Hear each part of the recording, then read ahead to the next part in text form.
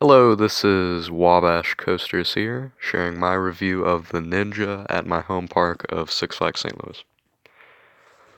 So, here's some quick stats.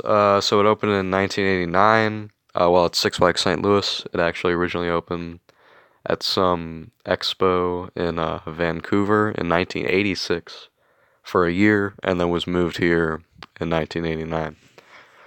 Well, Aerodynamics started the project, but they were bankrupt while making it, so then Vekoma finished it up. But as you can see, I mean, it has aero track, aero train, so I mean, it seems more of a aero coaster than the Vekoma coaster, but it's I guess technically a Vekoma. As I said, it's located at Six Flags St. Louis.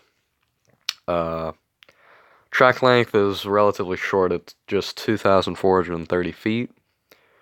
The height's 108 feet. The drop is really not that. I didn't include it in here, but I think maybe 80. But I mean, it's not that big. It's got four inversions, a double corkscrew as you see in the picture, and then a vertical loop and a sidewinder at the beginning. Speed's 54.7, so solid, but really does not maintain that speed. And the duration's 2 minutes, but a good chunk of that is spent on the lift hill. So here's the layout here provided by the park.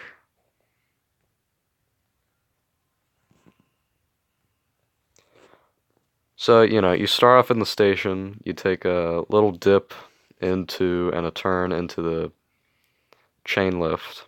And yeah, I mean, it's a pretty, loud, classic, slow aero chain lift. So, yeah, I mean, so that takes up a good chunk of the ride duration.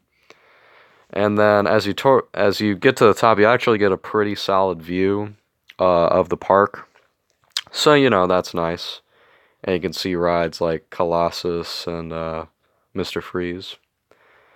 And so you take a little dip into this 180-degree like half helix thing, and then into the drop. You don't really feel much on this drop unless you're in the back, and then you go into the vertical loop, which solid forces, but nothing special. Sidewinder, yeah, it's weird, but when I rode it, it didn't seem that rough, but yeah, it definitely like hits your neck a few times.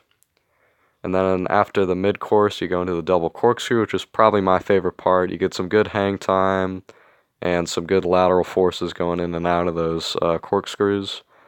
Then you go into another turn into the sort of helix. I don't think it's quite a helix, but still a solid turn. Nice bank turn. And then you get some head chopper if you're on the left side, and then you stop. So I mean, overall a pretty solid ride.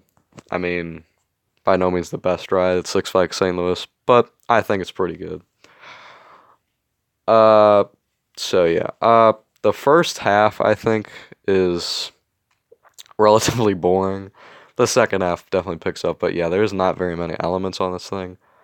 So it's not the best, but it's honestly not that rough. I mean, it's not smooth, but like, I didn't find it to be that headbangy. It's just, boring at some points, and that's kind of what kills it for me. But, it's still a solid ride in the park. I would definitely not say it's the worst roller coaster at the park. That's probably like Boomerang or, Mine Train for not really doing much. But yeah, so that is my review of Ninja at Six Flags St. Louis. Thank you for watching.